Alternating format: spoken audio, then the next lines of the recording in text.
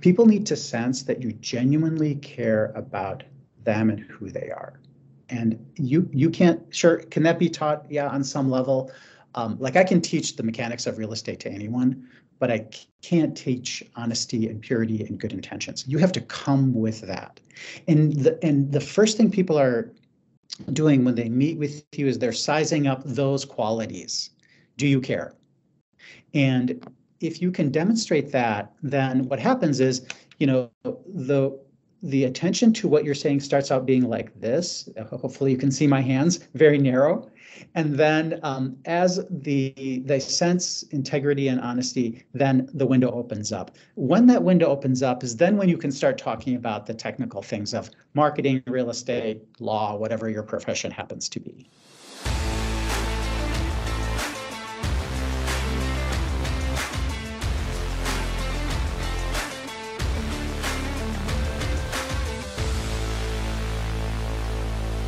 We're back. It's another episode of Over a Pint. If you haven't joined the show in a while, if this is your first time, welcome. Let me give you the lowdown of what Over a Pint is. It's a podcast that talks about marketing. Kurt and I have been doing this now for a few years, and we want to get together with people who are in the marketing space. Some are not necessarily in the marketing space, but do a lot in marketing. I want to talk about what the heck's going on. Marketing is changing dramatically, and you need to invest in podcasts like this. So that's what this podcast is all about, finding out what's going on in marketing. What are people doing? What are best practices? Where is the puck going? Joining me, as always, is my main man, Mr. Kurt Lingle, VP over at Celtic Advertising, an award-winning agency located in Milwaukee's 3rd Ward. You got me, Pat McGovern, Director of New Biz Dev for Acedia, located in Milwaukee's 5th Ward. Kurt, joining us today, we got Essam Elsafy. I'm psyched about Essam. Essam is a realtor extraordinaire in the North Shore in Milwaukee. So let me give and kind of paint the scene for those who are not familiar with Milwaukee's North Shore. This is the area this runs along the coast of Lake Michigan. It is, by a lot of standards, this is a pretty nice area. Essam has been in the realtor space for, what is it, going on 20 years, Essam? 5, actually. Wow. This guy has always impressed me as not only a realtor, but also a very smart marketer. And you know what, Kurt? For some reason, I just dig real estate. I dig real estate shows. I dig talking about real estate. It's not like I'm a big investor in it. I just find this space really, really interesting. And Essam and I have been having coffee for, I don't know, about the last 3 or 4 years. And we had the opportunity to get him on the show. So Essam Elsafy, welcome to the podcast. Thank you. Good to be with both of you. Cool. Essam, we're going to get more into your story, your origin story, how everything kind of came about for you. But it's called Over a Pint for a reason. We've got a little bit of a shtick here, and that is we like to talk about what we're drinking during the podcast. And we like our guests to start the ball rolling. So Essam, what do you got in front of you? What are you promoting? Talk to us. Yeah, absolutely. Well, it is always good to have something good to hydrate with. Let's see, it's midday here in Milwaukee, so it's a business day, so I can't exactly be having a pint at this moment. So I have just basic coffee at the moment. But if I could, I was on vacation last week, and midday last week, I was sipping some very nice chili Coronas. So Corona is just a nice, light, refreshing beer for me, so that's what I enjoy. That's nice. Hey, where did you go? My family, all of us, there are 5. We took a cruise through the inner passage of Alaska. Oh, my gosh, fantastic. It was breathtaking in every way. Yeah, that's amazing. We did that a number of years ago. It was super cool. Very cool. How much wildlife did you see? Was it amazing? Yeah, it was. And it's just one of those things that we all have to do before we die. It's just that good. Yeah. Wow. Yeah, very cool. Kurt Lingle, what do you got, sir? You're in advertising. You're drinking all the time. Yeah, all the time. That's what we tell people all the time. Pat, it's hard to stay loyal, beer loyal. We've had so many, great breweries on our podcast. So, But I'm going to promote Essam. I'm going to enjoy this later too. I've got a busy afternoon, but I am going to promote Sheboygan. I was just up there last weekend, came home with some beer. This is from Three Sheeps.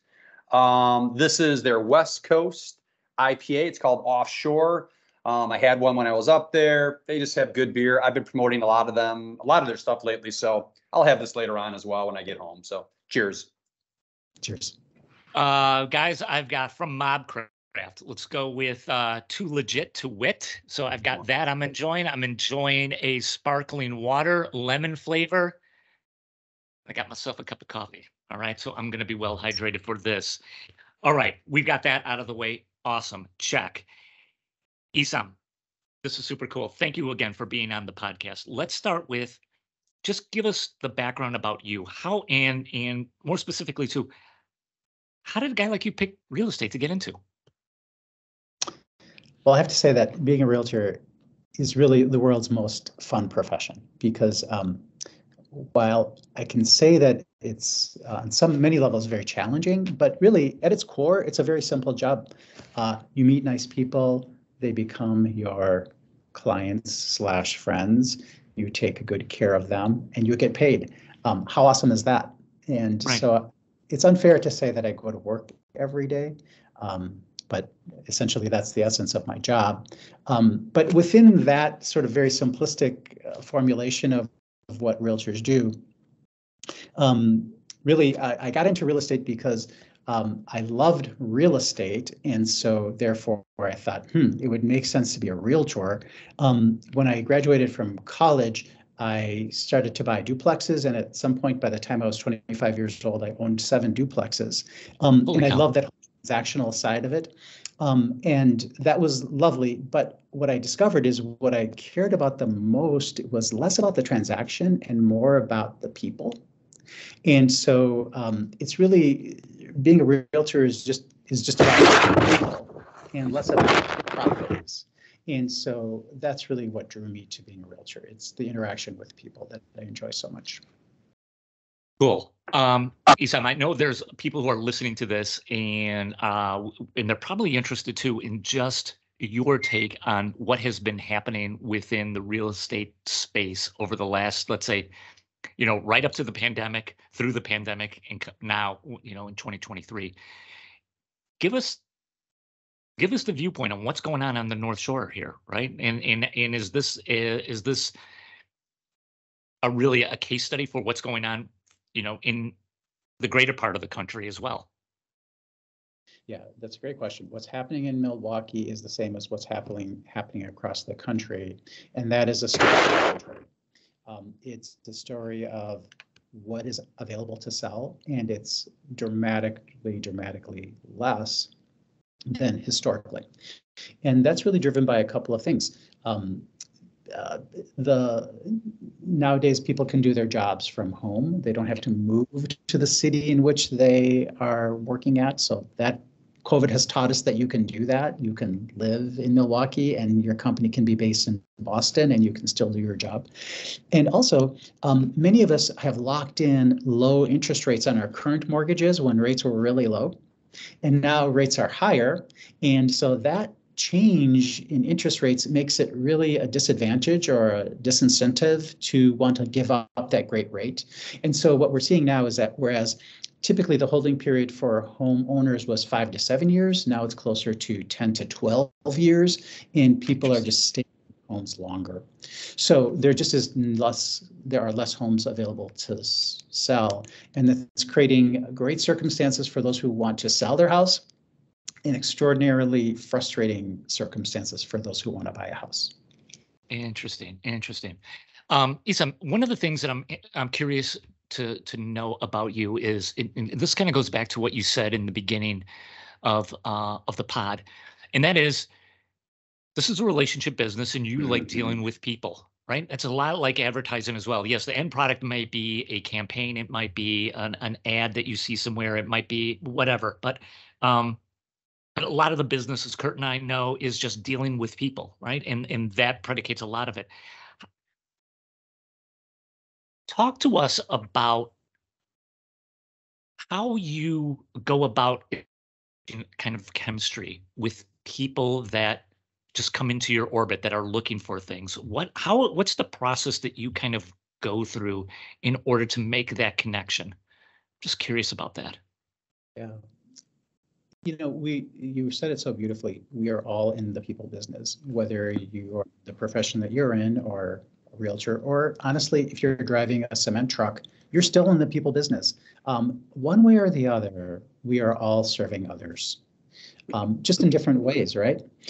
And so the very best realtors, in my case, the very best realtors are less focused on the bricks and mortar of the house and more focused on what does my client need to get to their next stage of life? In your case, the next stage of their business. What are they trying to get to? And what is it that I can do to help them get there?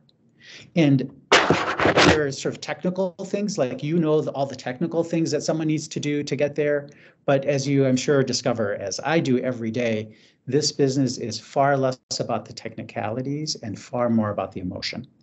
It's who's making the decision. How are they feeling about it? What are they envisioning in their next place? What are they giving up in their current place? How is their family going to react? My job is 90% hand-holding. And because, and we say this all the time, real estate is super easy, people are hard. And so in my profession, your job is to understand people, how they think, what they're feeling, and not to impose my own views upon them, but to understand their views and present and deliver things in a way that they understand and feel good about. The realtors who can do that are the ones who are successful. Realtors who focus on price per square foot almost invariably fail. So it's really assessing who you're dealing with on the other side, what is driving them, and just aligning yourself with them.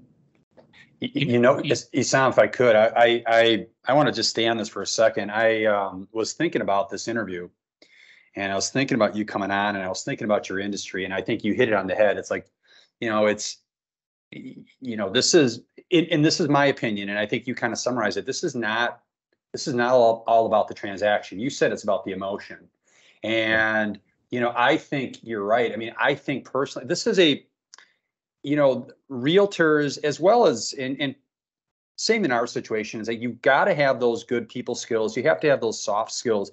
This is not Kurt going to the electronics store to buy a TV or to buy this is huge. This is one of those big milestones, whatever you call it, in someone's life. Trust, comfort. And you just said it. It's like, 90% of what you do is about the person.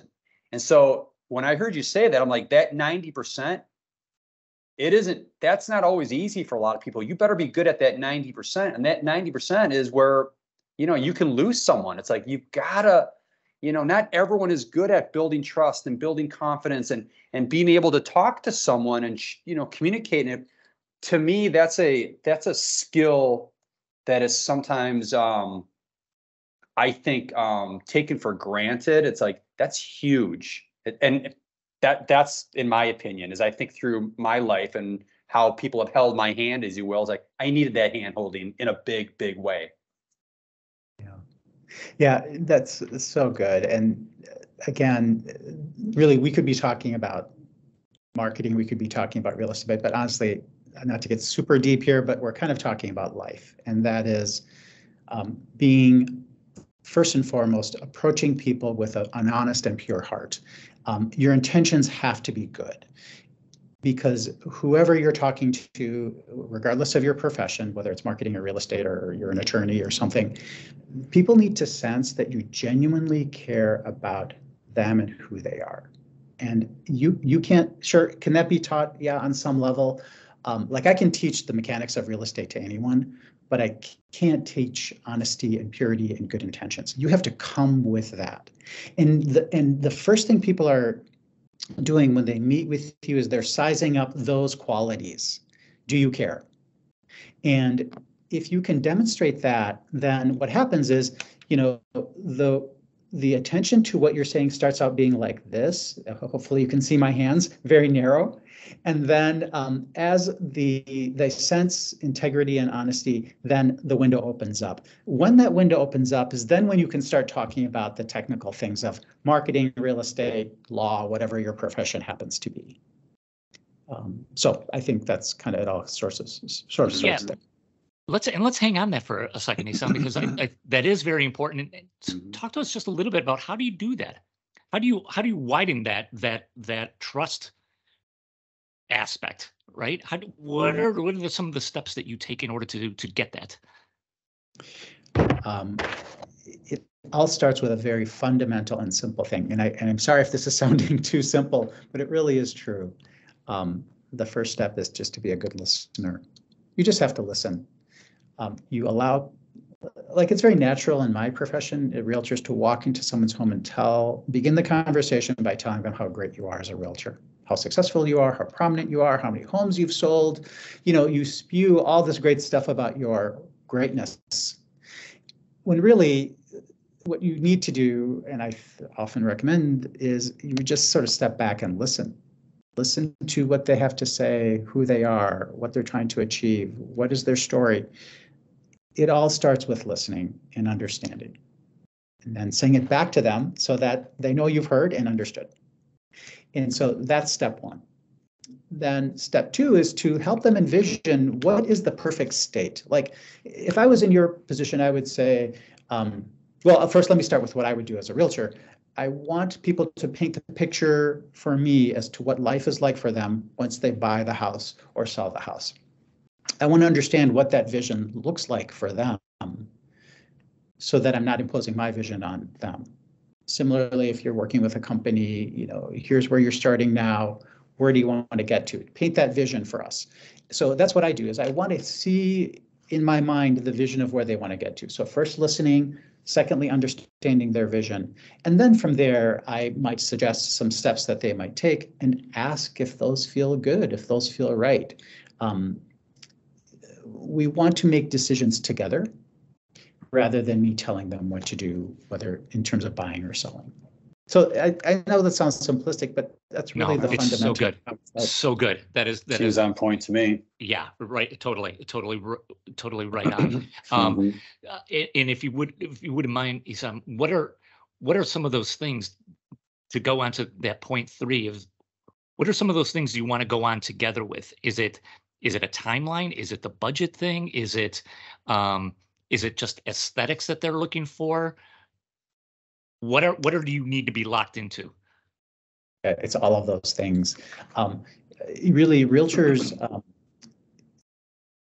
when you're helping someone sell a home that requires a certain skill set, which I'm happy to talk about in a second, or if you're helping someone buy a home, that's kind of a different set of skill sets. They're both real estate transactions, but a whole different way of thinking. Mm-hmm. On the selling side, there is the incredible time that's required to help prepare a home the right way for the market. And it's a challenging thing to walk into someone's home they've lived in for 40 years. I just represented a client who had lived in their home in Whitefish Bay for 60 years. God bless. Wow. Just imagine the memories, the history, the children they had and the grandchildren they had, and all the things that happened in that house. Yeah. And then telling them, you have to pack all of that up and put it in a box and move it out. That is hard, very, very hard to do. So when you're working with a seller, we spend a lot of time talking about the importance of preparation, what the buyer is looking for, how do we present the home the right way, establishing a timeline, helping them with resources to achieve those things. So part of it is not just telling them, but giving them the resources, making recommendations, the hand-holding process of, what do you do with your kids' 3rd grade artwork? What do you do with your family albums? Yeah. To tell someone to just put them in a box, it's a little insensitive. So, you have to be mindful of that. And so there's this process of preparation, marketing, timelines, and I would say more than anything, the single most important thing in all of our professions is communication.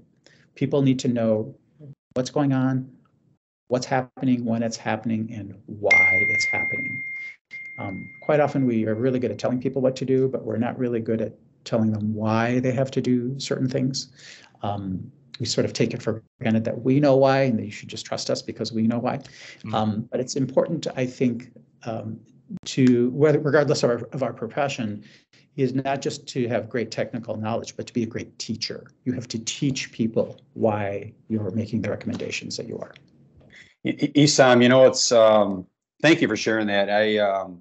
This is more of an observation more than anything. In our industry, on the advertising, branding, marketing side, we spend a lot of times working with brands to identify their personality, their persona. And it's got to be authentic, and every brand is different. Every brand gives off a different vibe, and we got to figure that out so that they're being true to who they are. And then from there, that's how they portray themselves and communicate to their audiences. I unlike Pat, I never had a chance to I never met you before we jumped on this call. So Pat had the benefit of having coffee. But you are the brand.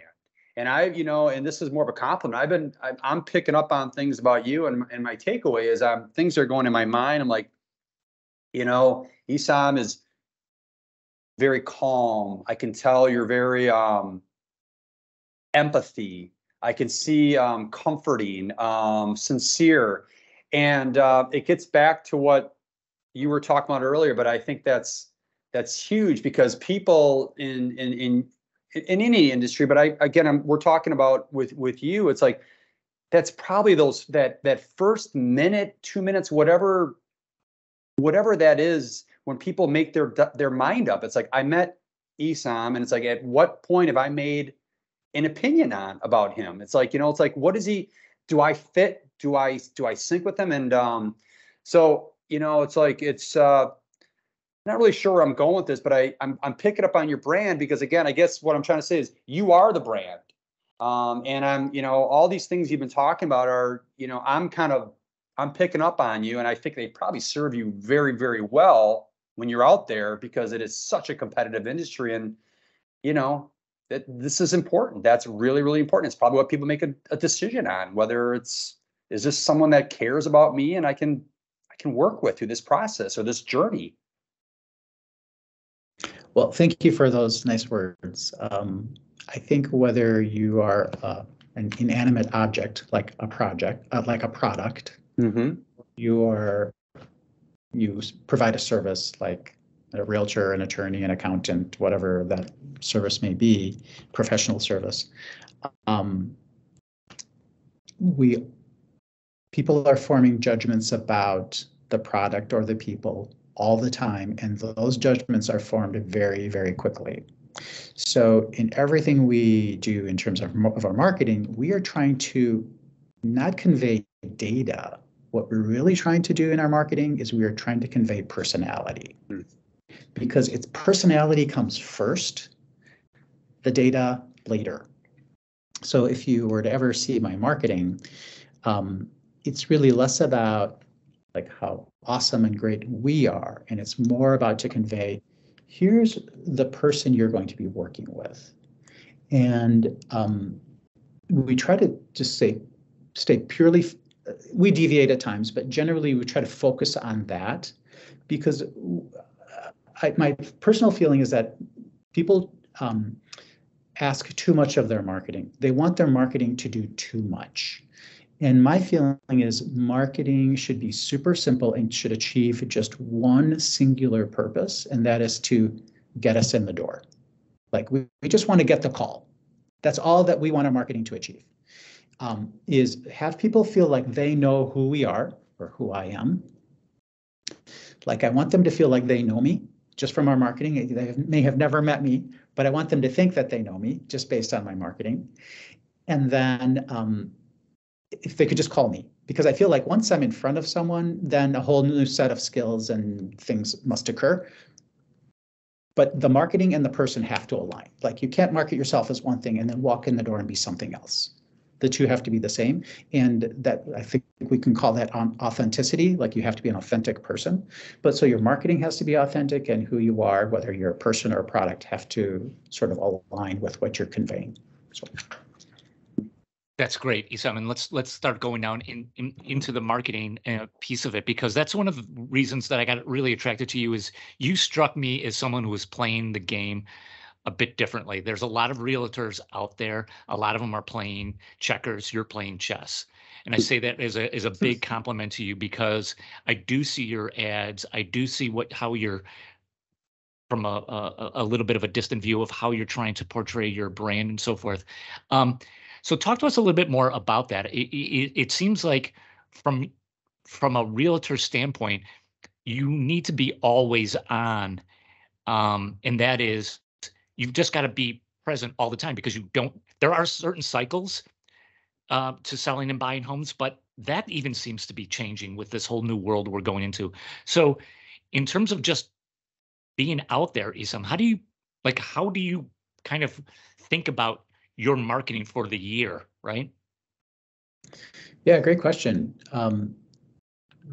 Marketing. So we typically sit down in September, October, and lay out the plan for the following year. And we think, okay, who are we trying to appeal to?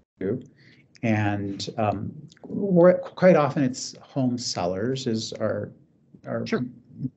marketing tends to appeal to them.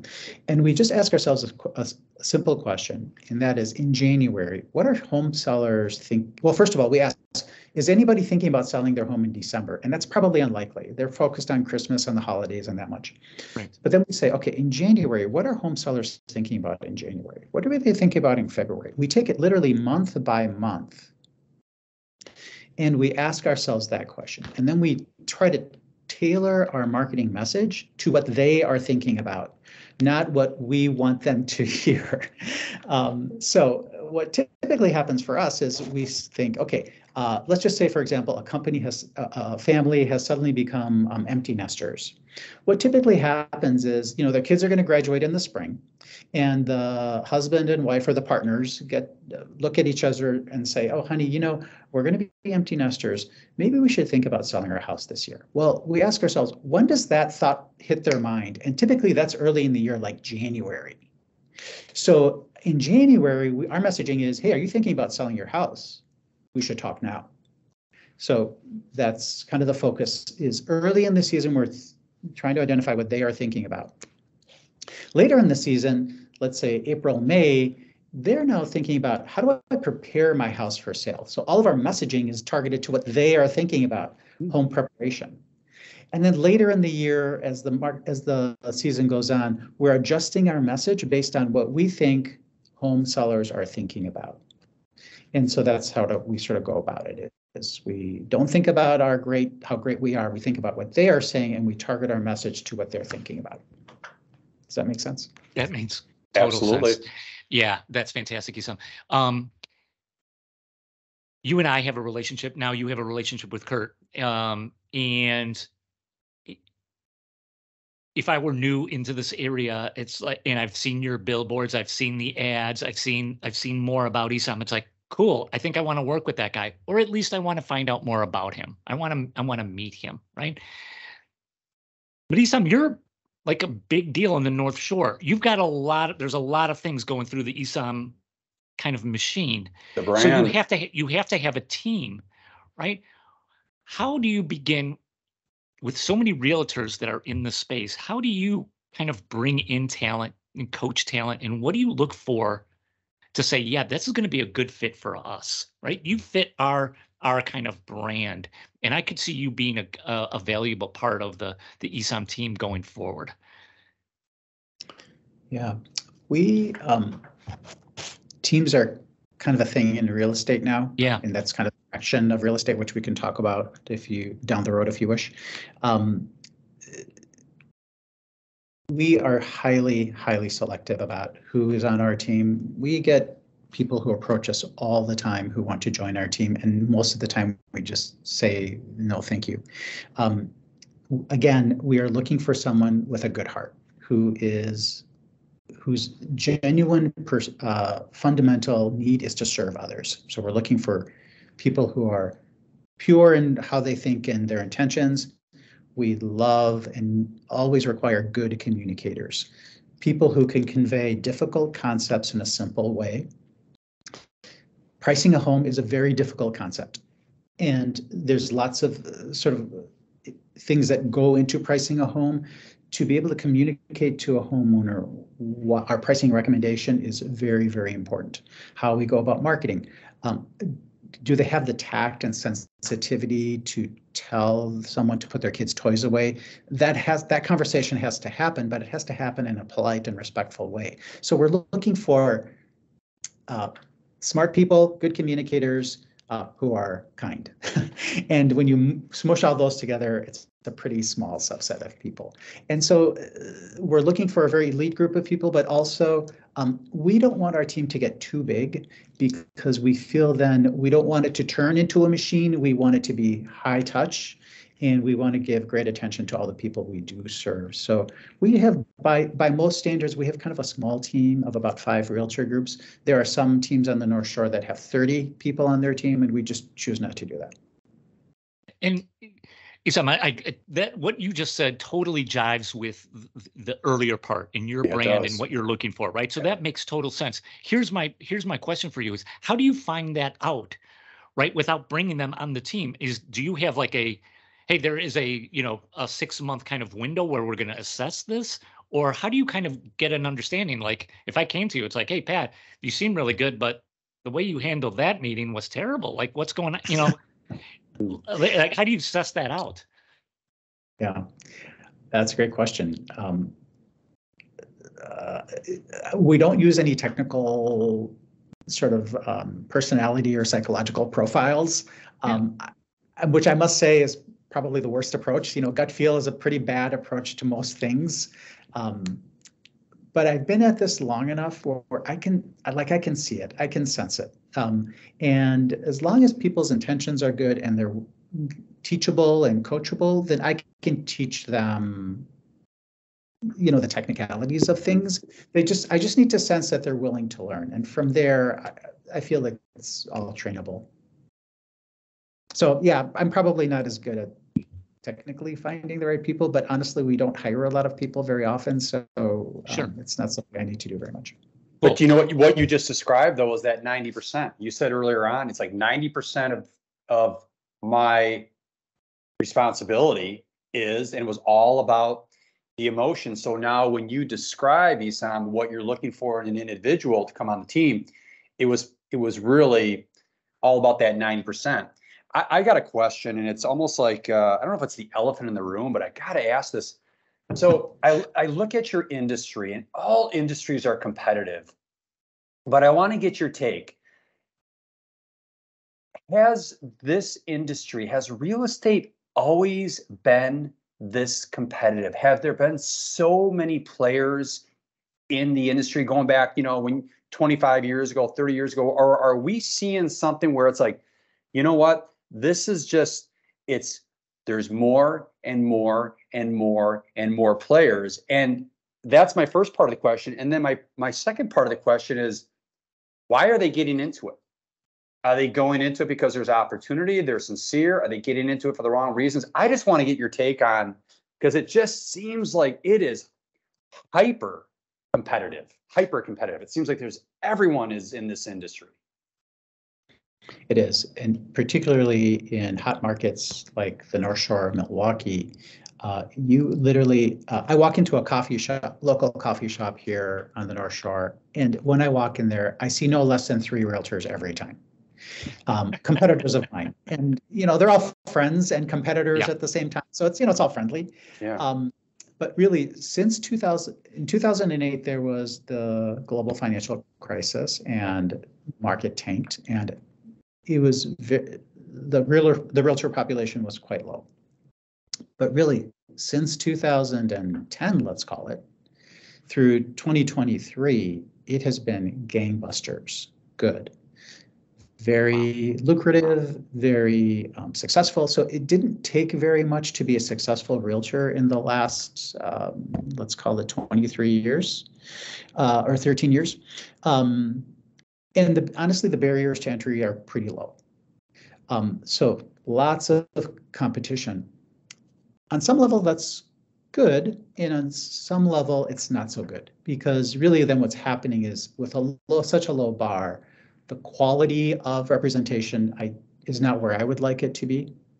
Honestly, a little downturn in the market wouldn't be the worst thing, just to kind of eliminate some realtors, to be honest, because then only the strong and successful and really good survive. But yeah, that really is, and it's an attractive profession. You set your own hours. This is all theoretical, by the way. You set your own hours. You can earn. You have the potential to earn a very nice income, and it's easy to get into. Now, people get into it and discover it's extraordinarily challenging to be a successful realtor. Highly challenging. I mean, have success over a prolonged period of time. Sure. But really, that's sort of been the big draw so far. So that's where. Essam, I want to get into, with the time we have left, I want to get into a couple other questions. One of them is expectations. Everybody probably comes to you with a different set of expectations. My house is going to sell for more money. Wow, this is crazy how expensive homes are. Wow, I didn't realize things were moving this quickly. Holy cow, you said this house needed some repair work. This is a lot of work. The list goes on and on and on, as you can imagine. Essam, when you get a new client, either you're selling the home or you're buying the home, or or however you're working the transaction, how do you go about just establishing, here's what you need to know about the North Shore? And I'm guessing in today's day and age too, in the 2023 market, you're getting a lot of people from outside who maybe aren't as familiar with the North Shore of Milwaukee as people, let's say 15 and 20 years ago, who kind of stuck around this area a lot.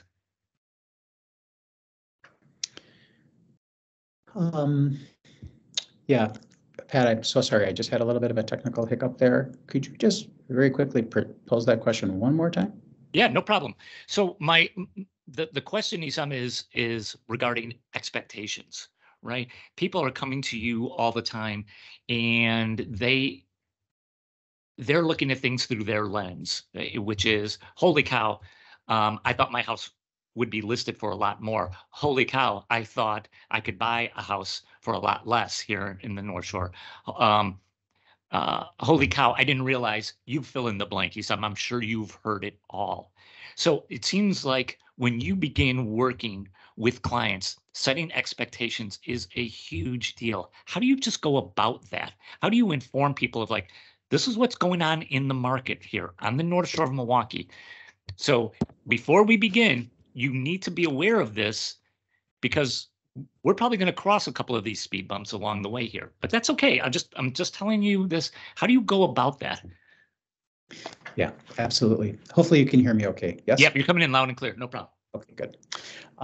Yes, that, we're humans. We don't always agree on stuff. And so, having been a realtor for 25 years and helped thousands of clients, I can bring the experience and the knowledge of that to someone who has sold 1 or 2 homes in their lifetime. I will sell 1 or 2 homes every week. So, I just have a knowledge base that maybe others don't, but it would be so arrogant of me to walk into someone's home and say, hey, I've been a realtor for 25 years, just shut up and listen. Like, you can't do that, right? Yeah. What you have to do is help people understand. And every time I meet with someone, my intention is to teach. Every time is to teach. I don't want to walk in and tell them what I think. I want them to see what I'm seeing. I want them to be armed with the exact same information that I have. Because my feeling is that if they have the same information, the breadcrumbs will lead them to the same decision. So it's just, again, about teaching. And what sometimes happens is I will share the same information and they'll come to a different conclusion than I will. And we then have to have a plan for either compromising, meaning we're going to choose some position in the middle, we're going to take their position, or they're going to take my position. I'd much rather take their position so that they feel like we at least tried. We at least tried to do what they felt was right as best as we can. And just understand that if it didn't work out, then we have a plan B.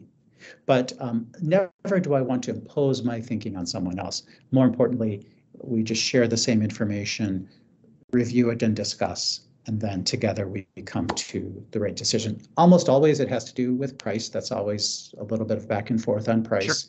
Sure. And then some back and forth on like what needs to be done to prepare. Like, do you really have to paint the purple dining room? Do you really have to change the brass light fixture? We just have discussions about that. Got it. Interesting. Essam, do me a favor. Explain a typical day in your life. What does that look like? To the best degree that you can. And I totally get it. Kurt and I both know every day is a bit different, but if you looked at the pie chart, where do you spend your time, energy, and effort? How does that break down for you? Sure. Let's see. My day quite often starts out in the morning with just like we all do, going through emails and responding, right? So just communication. Then I am quite often setting up showings for the day, typically in the morning.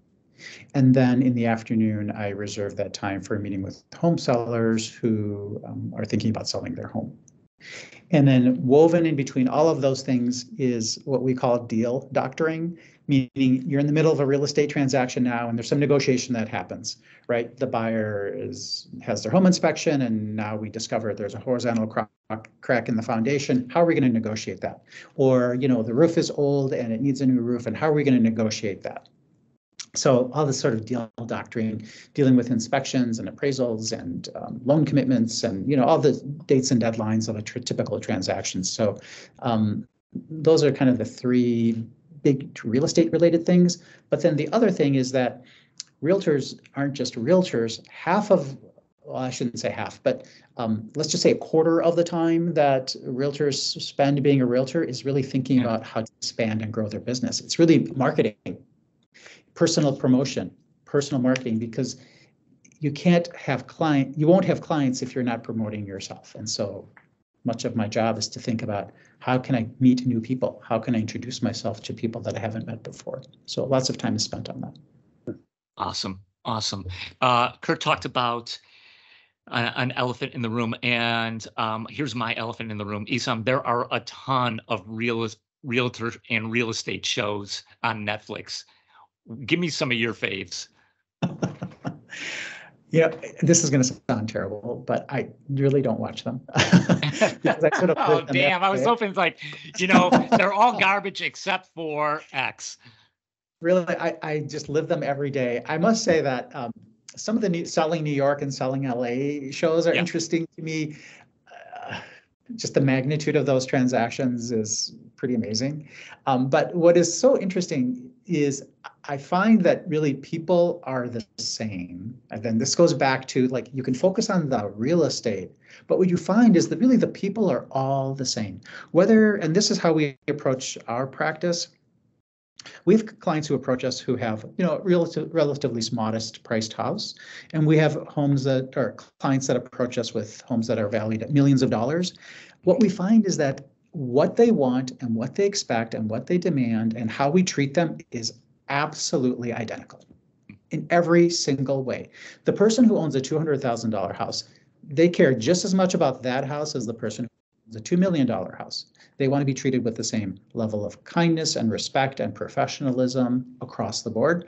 So again, we just teach, don't get hung up on the real estate, focus on the people. And I think once you treat people differently based on the value of their home, then that's really a problem.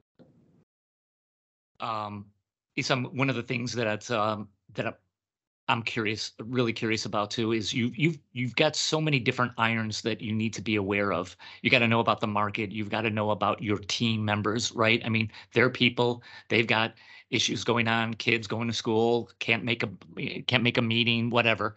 You got that. You're trying to blend that. You're trying to understand marketing, and as Kurt and I talked about in the beginning of the pod, right? That's a space that's changing every day. how do you stay on top of things? What content that you seek out that keeps you aware of what's going on, keeps you sharp, keeps you in the game? Yeah, I subscribe to a number of real estate trade magazines because really as a realtor, you need to understand the legal components of being a realtor, fair housing and riparian rights and borderline disputes, et cetera. So there's sort of the technical side of real estate, which I need to be up to speed on. So technical journals that I read.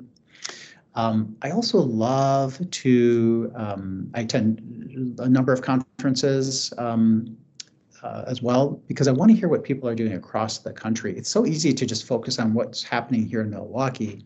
Sure. But some really interesting things are happening across the country, and I want to understand and learn more about them. The use of video and technology and podcasts and all of that good stuff. I would love to do more of, and honestly, I'm kind of an old school realtor that needs to sort of up my marketing game a little bit, as we've discussed, Pat. So trade journals, seeing what other realtors are doing. I have colleagues across the country who I chat with. So just sort of being plugged in as best as I can. That's awesome.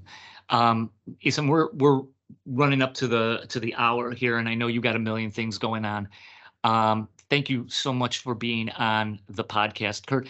I don't know what it is, man. It's just a thing. I could talk to Essam all day long about real estate. I just love this freaking space, and I really enjoy talking to marketers. Mm-hmm. I love talking to people who aren't marketers with the capital M, right? Like Essam really understands marketing, and I love hearing how people approach it, who, come at it from a different type of angle. Anyway, Essam, thank you so much for being on the pod. You've got the last word. How do people find out more about you? How do people find more about your agency? If they're listening to this and they want to have a meeting, have a cup of coffee, figure out kind of next steps, this time is yours, sir. Make the best of it. Thank you. Yeah, thank you. Well, I think the best way is just to go to our website, elsafyteam.com, which is spelled ELSAFYTEAM.com. That's probably a good place to start. Hopefully it gives you a sense for who we are and how we approach our practice. And then right there, there's everything you need to know to contact us. And of course, we're on LinkedIn as well. And really, most of the things we do just start with a conversation and see what people are trying to achieve, and then we try to help out as best as we can. That's awesome. Essam, thank you so much for being on the pod. Thank you, Essam. That's a wrap. That's a wrap. Yeah. Best of luck. Thanks, everybody.